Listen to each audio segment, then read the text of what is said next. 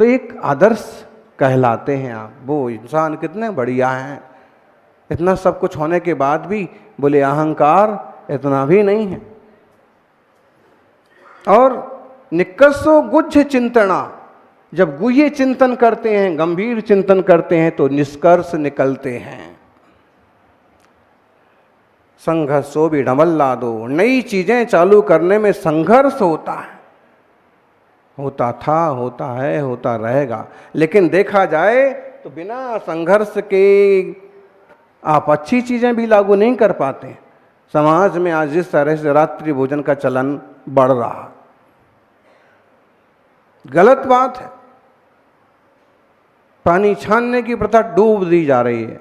पानी छानना दया का, जीव रक्षा का सबसे बड़ा उदाहरण है, चिन्ह है। अभक्ष्य खाने का बोले हम थोड़ी खाएंगे, हमारे जो इस टाइप के दोस्त आएंगे उनके लिए व्यवस्था कर रहे हैं। एक जैनी श्रावक ऐसा कभी नहीं कर सकता है और न करना चाहिए।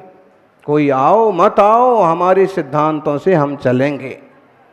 संघर्ष जरूर होगा लेकिन सफलता भी मिलेगी। थोड़ा चाहिए हम थोड़ा संघर्षशील बने। हैरानी की बात है, उज्जैन में जैन मंदिर पर बुलडोजर चलता रहा और कहो कि वहां देखने वाला भी कोई नहीं। हम ऐसा भी नहीं कह सकते कि तमाशा देखते रहे लोग, तमाशा देखने के लिए भी कोई नहीं। उसके पीछे की पटकथा क्या है वो अलग चीज है। बाकी किसी भी मंदिर पर तोड़फोड़ कैसे हो सकती है, और अगर किसी निमित्त से हो रही है तो उस रास्ते में जितने भी मंदिर आए, धार्मिक स्थान आए, सबों के साथ एक जैसा न्याय होना चाहिए ना। फिर अकेला जैन मंदिर की दीवार ही क्यों तोड़ी जा रही? और जो आए, सादा जीवन उच्च विचार का मायने, इसका मायने ये भी नहीं है कि अन्याय सहन करने लग जाओ। इसका मतलब ये भी नहीं है कि दब्बू बन जाओ। सादा जीवन है, उच्च विचार है, सबके कल्याण की कामना है, औरों के उपकार के लिए काम करते हैं। लेकिन अगर आपके समाज, आपके धर्म, आपके धर्मानायतनों पर अगर आँच आती है तो आपको दिखावा नहीं, संघर्ष करना होगा। सौभाग्यशालियों, आज सम्मति शिक्षण शिविरों को प्रथम दिन ध्वजारोहण, मंगल कलश, दीप प्रज्वलन सारी चीज़ें हुई। और अजप जोगम ध्यान में जिस आनंद से लोगों ने लाभ लिया वो तो देखने लायक है।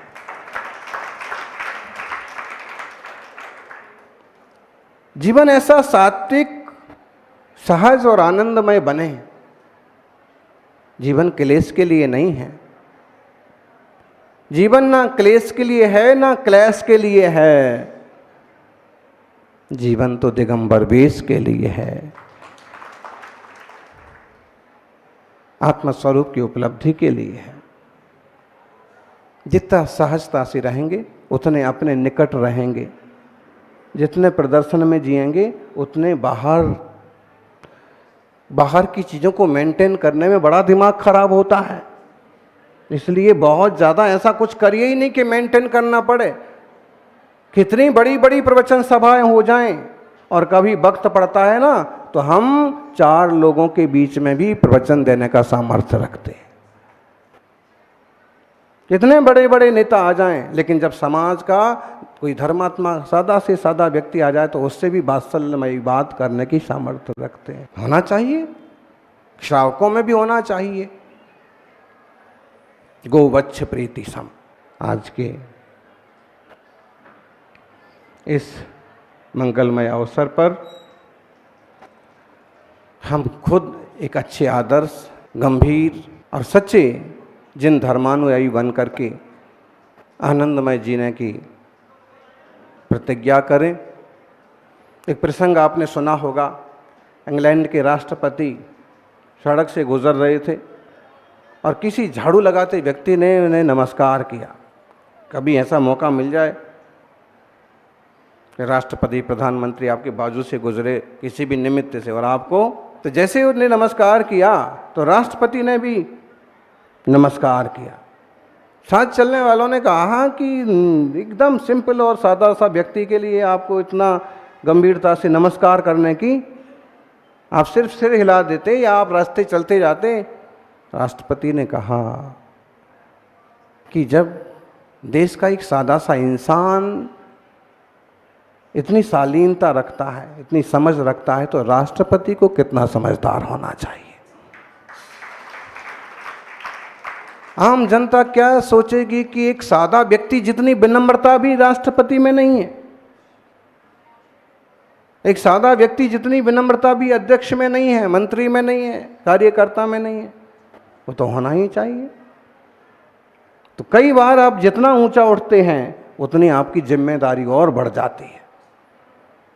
अपने जीवन को जिन धर्म से जोड़ करके चलाते रहें, आगे बढ़ते रहें, यही मंगल भावना।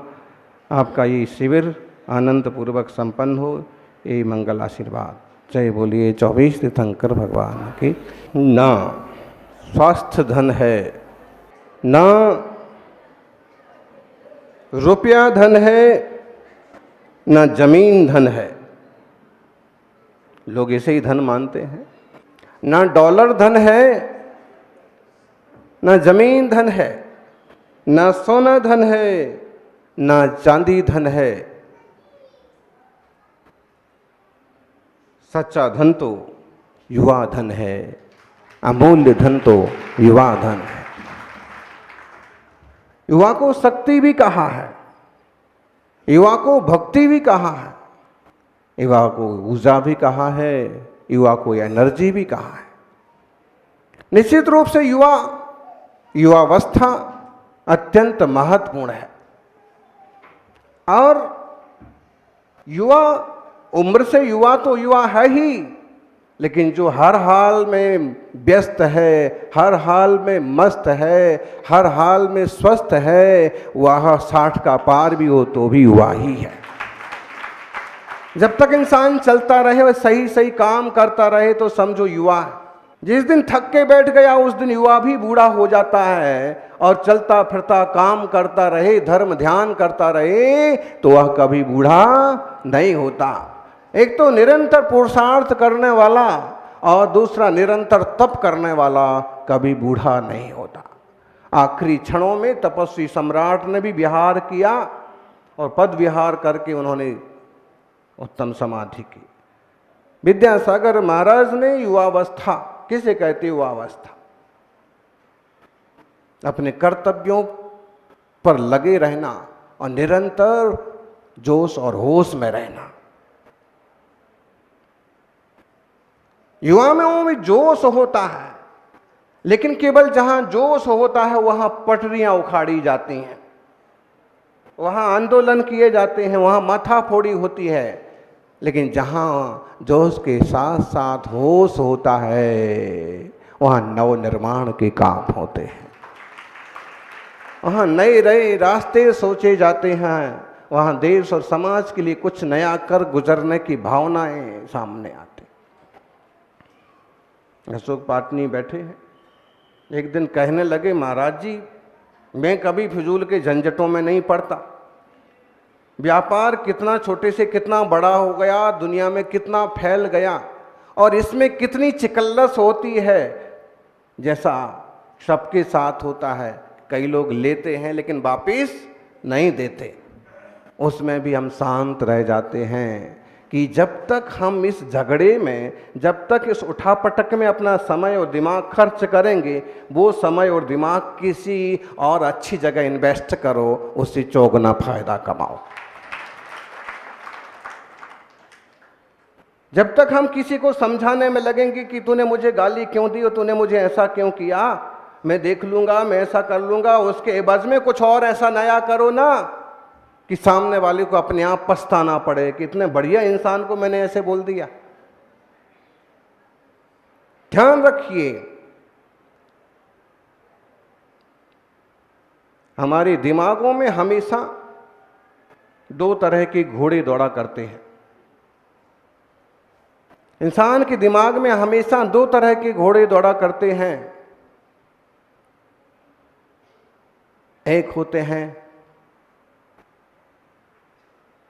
पॉजिटिव वाले, दूसरे होते हैं नेगेटिव वाले। एक होते हैं सकारात्मक सोच, दूसरे होते हैं नकारात्मक सोच वाले। बताइए कौन से घोड़े जीतते हैं? ना, जिनको खुराक मिलती है वो जीतते हैं।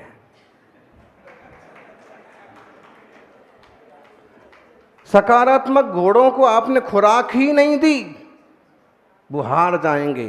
कौन जीतेंगे? नकारात्मक। आप सकारात्मक घोड़ों को खुराक ही नहीं दी, सकारात्मक घोड़े कमजोर पड़ जाएंगे, हार जाएंगे, आप हार जाएंगे। और नकारात्मक घोड़ों को खुराक नहीं दी तो वो हार जाएंगे। खुराक कैसे दी जाती है? चातुर्मास कराने का मन है, क्या करें? अपने पास बढ़िया भवन नहीं है, क्या करें? 1000 घर की समाज है, लेकिन पता नहीं लोग एक्टिव रहे कि नहीं रहे। हम खुराक किसको दे रहे हैं? नकारात्मक घोड़ों को। और पता नहीं महाराज जी कब क्या बोल दें, अब कहीं गुस्सैल महाराज निकल गए तो फिर तो। और खुराक किसको दे रहे? सफलता। लेकिन हम सकारात्मक सोच, महाराज जी ये पूर का आर की कम्युनिटी हॉल है, चतुर्मास के लिए खुला होगा, यहां पर मुनि संघ रुकेगा, यहां पर आरिका संघ। दोनों का प्रांगण अलग अलग है। हमें पता है कि आपके संघ में मुनि आरिका साथ नहीं रुकते, एक बिल्डिंग में नहीं रुकते। वो अलग बिल्डिंग है, वो अलग बिल्डिंग है। और बाहर से श्रावक आएंगे, उनकी फिक्र करने की कोई बात नहीं। वो 50 कमरे का पूरा हमारा खाली पड़ा है, एसी है, जिसको जैसे चाहिए आराम से रखो। यहाँ सोले वालों के भोजन की व्यवस्था है। और यहाँ किसको खुराक दे रहे हैं आप? किन घोड़ों को दे रहे हैं खुराक? बोलो जी अध्यक्ष जी। यहां भगवान जी विराजमान हो सकते हैं, यहां विधान हो सकता है। जब रोज की सभा चलेगी तो इस हॉल में चल सकती है, आराम से 2000 आदमी बैठ सकते हैं। और जब विशेष कार्यक्रम होगा 10,000 बैठने के, पूरा मैदान खाली पड़ा है, यहां मंडप लग जाएगा।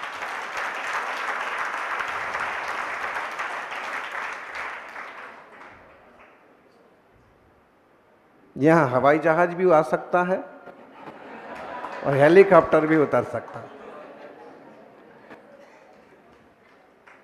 आप किसको खुराक दे रहे हैं? सकारात्मक सोच को। ये हमने थोड़ा स्केल बड़ा किया, आज वो अवसर भी आप लोग भुनाने वाले हैं।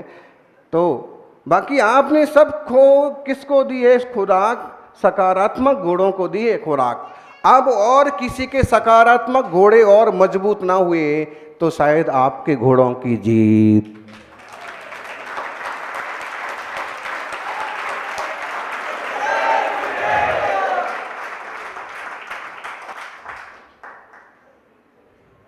लेकिन किसी और के घोड़े इससे ज्यादा सकारात्मक और मजबूत खुराक लेके आए तो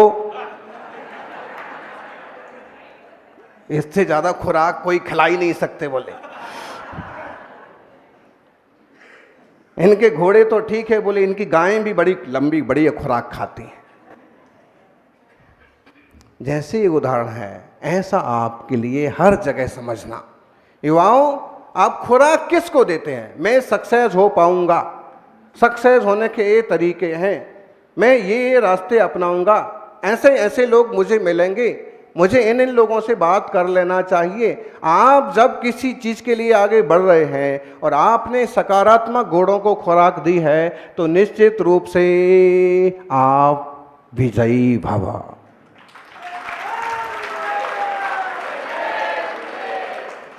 पहले से सोच लिया, इंटरव्यू 10 बार दे चुका हूं, 11वीं बार है, पता नहीं भगवान क्या होने वाला है।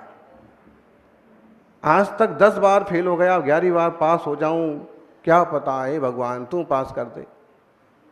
अरे पास भगवान कर दे, लेकिन इस बार मैं संघर्ष करूंगा, ठीक ठीक पेश आऊंगा, सारी चीजें सही सेटल करूंगा और अगर कोई ना रास्ता जमा तो वो होता है ना, क्या बोलते हैं, सपोर्ट।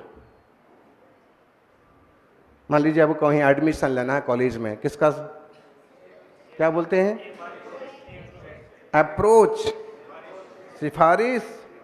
हाँ, तो अगर इसमें सफलता में कहीं कोई कमी आएगी तो पार्टनर जी की अप्रोच लगवाऊंगा। जो इस क्षेत्र में सक्सेस व्यक्ति है उसकी अप्रोच लगवाऊंगा। मतलब है कि आप जो चीज करने जा रहे हैं, चाहे धंधा, चाहे व्यापार, चाहे दुकान, चाहे जॉब, चाहे पढ़ाई, चाहे स्कूल, चाहे शादी विवाह, चाहे नव निर्माण, नया घर, नया भवन, कुछ भी करने जा रहे हैं, उसके लिए आपको टोटल सकारात्मक सोच, सिस्टम और साधन तैयार कर लेने होंगे। यस्य स्वशक्तिर्नास्ति अन्येन किम पारेत। मेरे पिताजी कर देंगे, मेरे काका जी से काम हो जाएगा। काका जी, पिताजी की अपनी भूमिका है, आपकी अपनी भूमिका है। जिसकी खुद की शक्ति ना हो, दूसरे उसके लिए क्या सहयोग करेंगे। आपने अक्सर कर देखा हो, कभी डिस्कवरी वगैरह देखा हो, हम तो सुन लेते हैं, सुनने से ही दिख जाता है कि मान लीजिए एक भैंसों का झुंड है और शेर उन पर आक्रमण करता है। किसका शिकार करता है?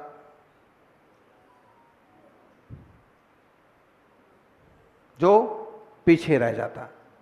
पीछे रहने के बाद भी जो गिर जाता है, बैठ जाता है, वो अंततः मारा जाता है। इसका मतलब है कि जो पिछड़ गया, जो बिछड़ गया, जो बैठ गया, वो, और जो हिम्मत करके साथ साथ दौड़ते रहे, चलते रहे, उनका कुछ भी नहीं बिगड़ता, अपनी मंजिल तक पहुंच जाते हैं। मतलब है कि आपको खुद सक्षम बनना हो चाहिए, सोच से भी और साधनों से भी।